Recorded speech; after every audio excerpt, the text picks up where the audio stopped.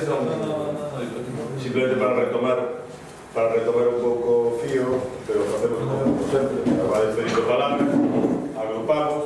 Único, si vosotros queréis decir algo uno al otro. Yo sí. Por eso, vale. Empezáis vosotros, hablando de vosotros mismos, y luego ya doy palabras. Simplemente porque me da entonces tenga importantísimo que decir, más importante que lo que tenga que decir el resto. Simplemente que al contar la historia de Fisac, la Iglesia del Espíritu Santo, por la versión de Guerrero, me parece que se escapa algo. Y por eso, a pesar de que Guerrero ya había escrito una cosa, por eso escribí yo otra.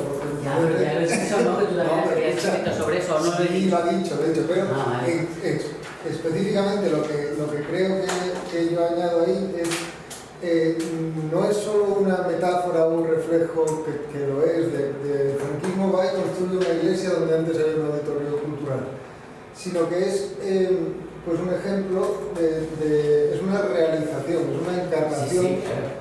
O sea, que no es que el régimen exista y se refleja en la construcción, sino que el régimen no existe. Se construye así, pero no solo eso, sino que una vez que tú has puesto una iglesia en un laboratorio o en un complejo de laboratorios científicos, no solo que es como se había tendido a estudiar hasta entonces, estás haciendo que la iglesia o el nacionalcatolicismo influya en la investigación científica, sino que estás haciendo que la investigación científica influya en el nacionalcatolicismo. Y esto es lo que yo intento añadir en el libro en dos sentidos específicos. Uno, el puramente arquitectónico. Y es que Miguel Fisac se plantea un problema. Dice, claro, este era un auditorio cultural hecho por Carlos Alniches, estilo funcionalista. ¿Cómo hago yo que, y lo dice más o menos esas palabras, que el Espíritu Santo sople por estos muros?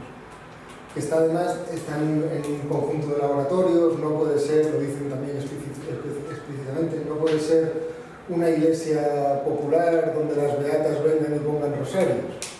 Y tampoco puede ser una iglesia donde los científicos, que en realidad pasan de ir a misa, lo saben perfectamente, Alvareda, Ibáñez y todo, que no puede ser tampoco una iglesia que se quede vacía. Entonces, ni beatería popular ni científicos. Y es donde dice Alvareda, bueno, ponemos la residencia de señoritas del CSIC cerca, porque las señoritas del CSIC, que serán científicas, asistentes, todo eso, serán un poquito más beatas que los científicos, pero educadas, con lo cual nos van a llenar esto de pegatinas de la Virgen. Y entonces explícitamente lo ponen ahí y dice Fisac, vale, el modo que tengo yo de hacer esto, de convertir estas paredes de ladrillo en una iglesia católica, es hacer que los muros converjan hacia el altar. Y esa convergencia hacia el altar, dice él, es lo esencial de la liturgia, porque en el catolicismo, frente al protestantismo y todo eso, la Eucaristía no es simbólica, sino que es real. Y eso empieza a aplicarlo Fisac a un montón de iglesias a partir de ese modelo, la de Valladolid, de los dominicos, por ejemplo, es convergencia hacia el altar, pero paredes desnudas. Y había gente porque decías, no, el Fisac es pues como el protegido de la autoridad franquista o algo así. En ese momento. Pero es que hay muchas autoridades franquistas. Y el estilo escuraliense, por ejemplo, Aznar y todo eso, decía, oye, que este hombre está haciendo arte protestante. Y él decía, no señores, estoy haciendo arte católico, pero esencial y culto, además. No popular tal cual, sino propio de 1950. Y en el 52 le dan un premio internacional por una de estas iglesias. Con lo cual, ¿qué pasa? Bueno, eso es una parte. Y otra parte es que Fisac era del Opus, Alvareda era del Opus, se ha dicho siempre, el Opus Dei creó el CSIC, digamos. Entonces, la ciencia del CSIC siempre estaba influida por el Opus.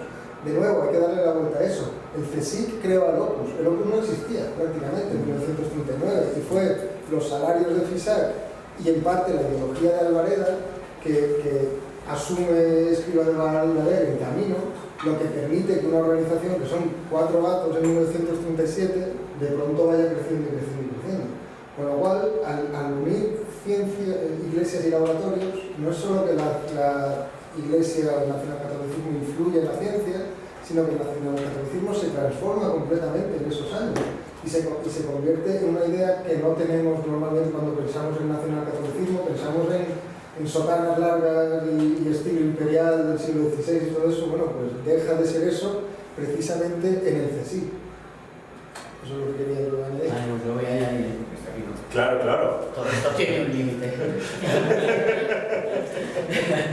No, hombre, a mí me parece que este asunto de la relación de la investigación que se hacía en el Consejo con el nacionalcatolicismo, con la Iglesia o con la Iglesia de Isaac, es una cosa que tenemos que explicar en qué consiste, ¿no? O sea, yo creo que hay un discurso que de ninguna manera se corresponde, bueno, con los ingenieros que lo has visto, pero yo desde luego en la gente que he estudiado en biología, biomedicina, no hay forma de encontrar ninguna relación entre la epistemología, es decir, lo que dice del conocimiento y cómo practican la experimentación, y la política. Lo único, o sea, la relación que podemos encontrar es en el reconocimiento de la autoridad personal, ¿no?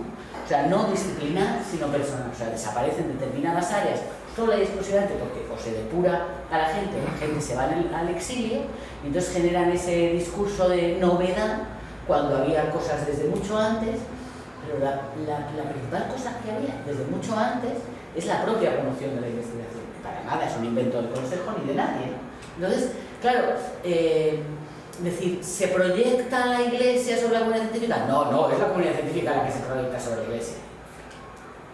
Yo creo que hay mundos separados, o sea, que no había ni la comunidad investigadora, por conservadora que fuera, compraba el discurso ideológico de la ciencia, no lo aceptaba, no lo incorporó a su discurso, simplemente se sometió a ese espacio de poder, muchas veces porque ideológicamente estaban de acuerdo, otras veces porque era lo que se hacía en ese momento.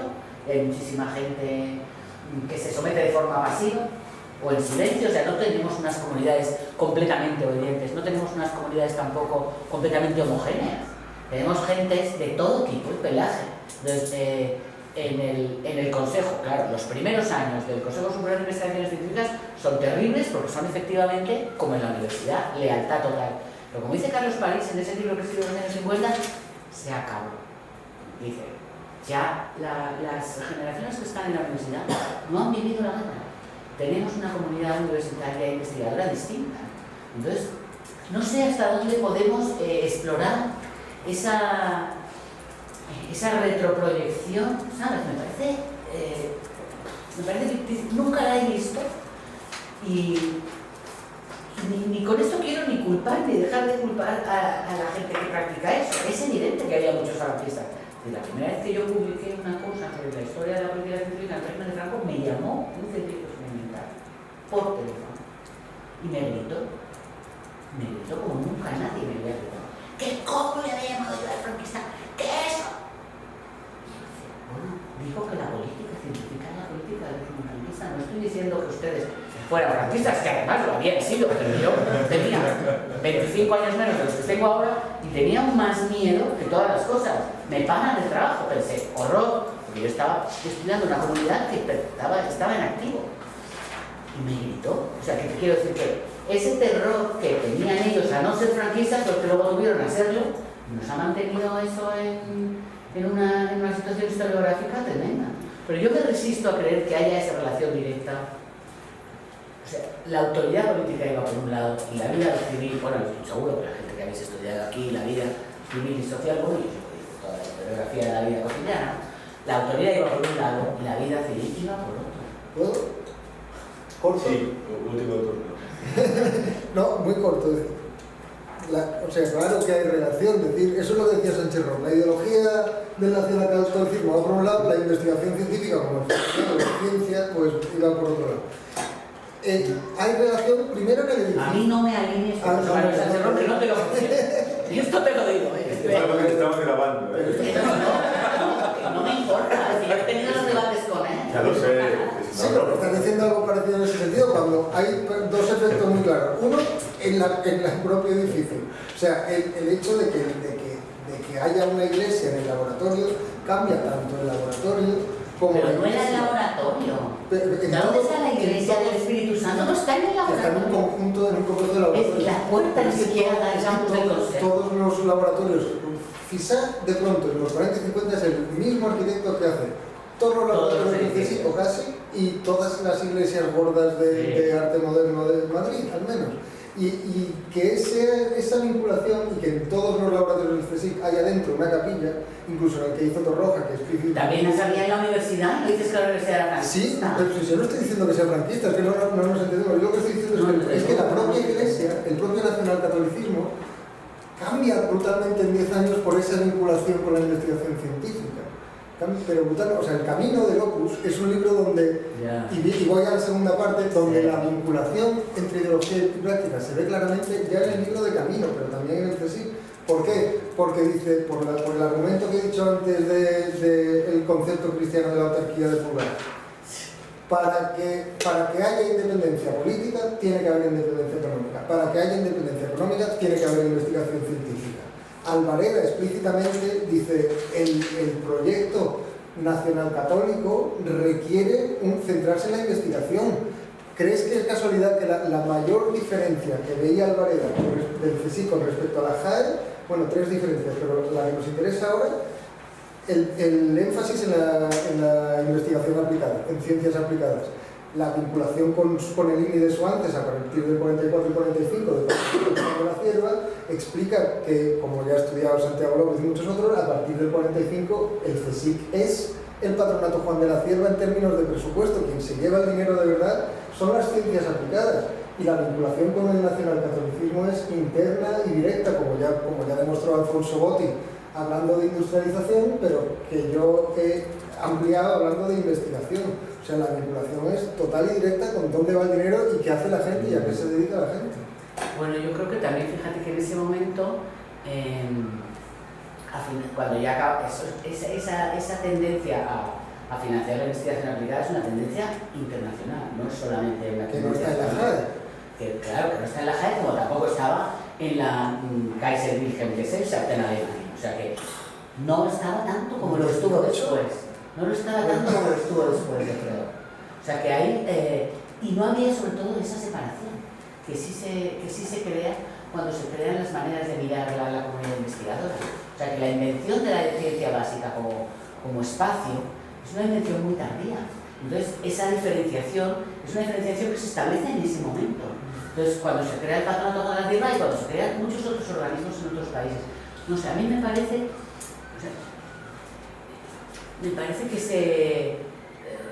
que yo creo que hay mucha relación con el extranjero que explica el desarrollo de las comunidades científicas en mucha mayor medida que la cosa local.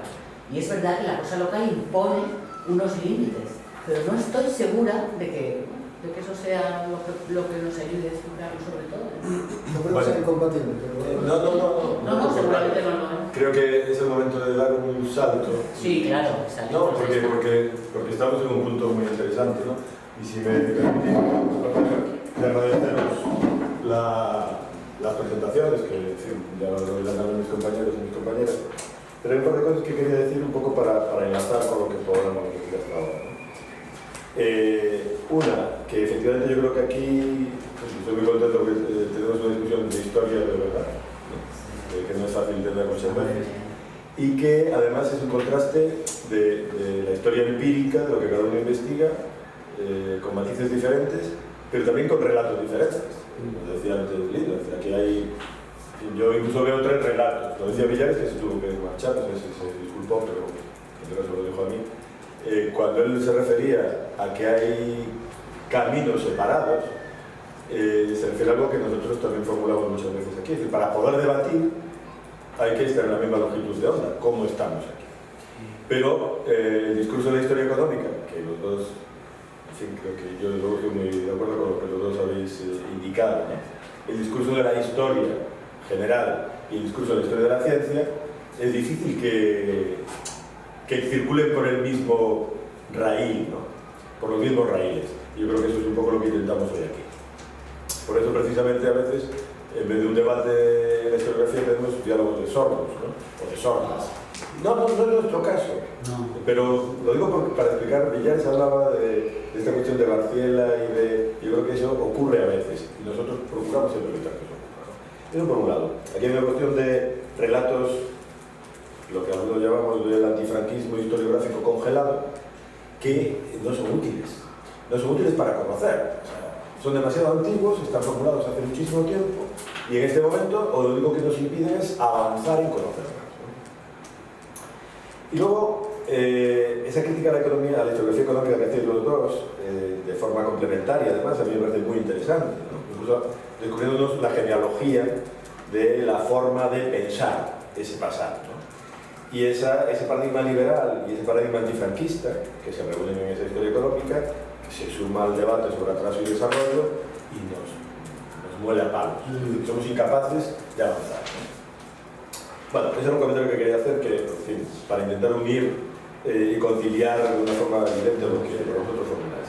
Lo otro que quería comentar tiene que ver con que, bueno, y tiene que ver sobre todo con lo dicho, lo anterior, pero a mí centrar el turning point en la Segunda Guerra Mundial, como haces tú, yo creo que es una de las diferencias que veo entre los dos, me parece muy interesante, porque efectivamente, antes y después de la bomba, todo es diferente.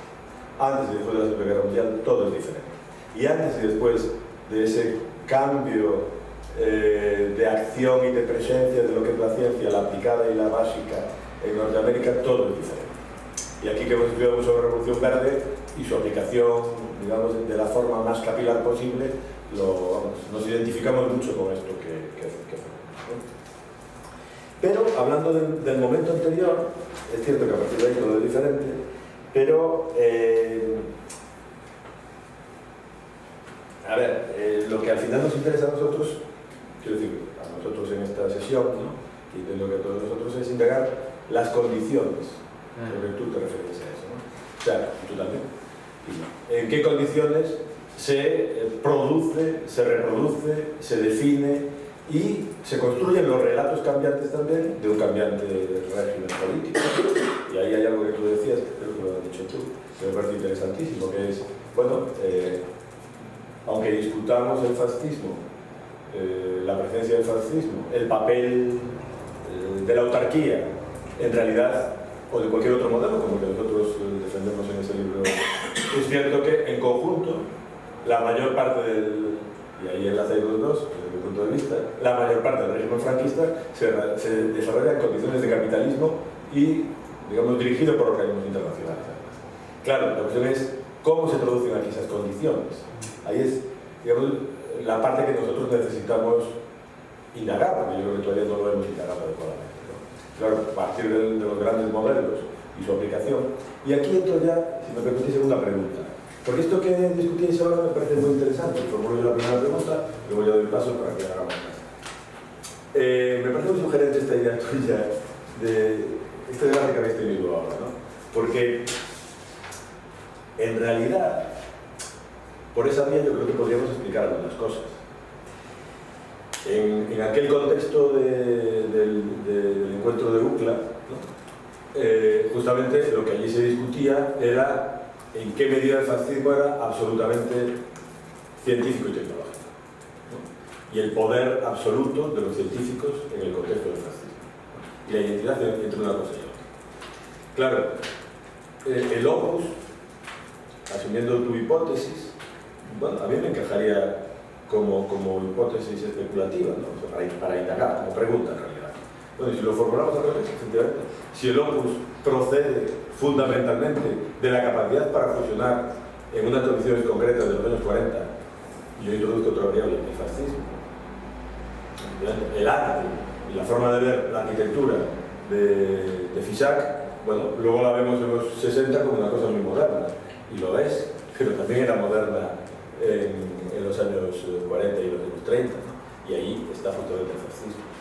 Entonces, como nos empeñamos en diferenciar, por culpa de los relatos historiográficos y del propio franquismo, lo que es la autarquía, el franquismo represor, los años del hambre, el cierre de fronteras e incluso el fascismo en los años 40, después es otra cosa. No, el régimen es el mismo. Los que lo gestionan son los mismos y el dominio y las personas son las mismas. Se jubilan en el año 75. Gómez Allao, el que te cita, se jubila en el año 76 diciendo y haciendo relato de la historia agraria que él había construido. Como hacen todos construyen, eliminan a unos, si es necesario a Ramón Blanco, luego a Gallastegui, y se colocan ellos. Bueno, en ese contexto, digo, a lo mejor no nos damos cuenta que esa diferenciación entre primer franquismo y segundo franquismo es demasiado real, y que efectivamente lo que hace Locus, en aquel momento concreto, no en los años 60 cuando nosotros lo conocimos, o 70, es estar fusionando conocimiento científico al más alto nivel, modernidad absoluta y catolicismo. Que en el fondo tiene bastante que ver con lo que quieren y ellos dicen que quieren hacer. ¿Qué hace el presidente? Eliminar y sustituir al INE y a la Junta de Operación de Estudios. Y a la Junta de Operación de Estudios. ¿Y qué hace? Se me acaba de ocurrir a raíz de vuestra... es casi una putada, ¿no? ¿Qué está haciendo el Opus sino sustituir a la masonería? Como organización secreta, articulada, que hace exactamente lo mismo.